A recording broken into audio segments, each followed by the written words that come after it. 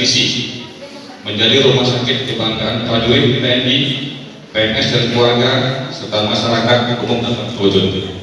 Para hadirin sekalian yang berbahagia, dalam kesempatan yang mulia ini kami mengucapkan terima kasih pada Buya Haji Anurul MS serta rombongan.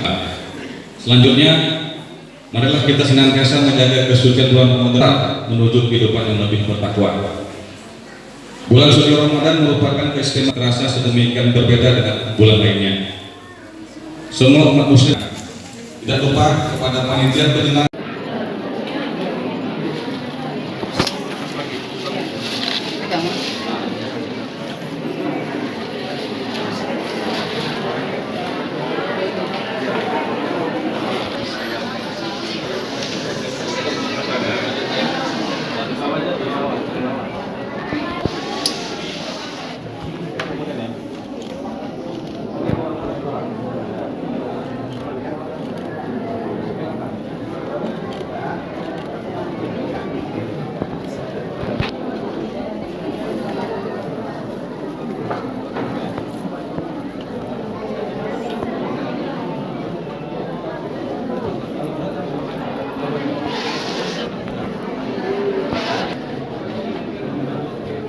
Sekali lagi senyum.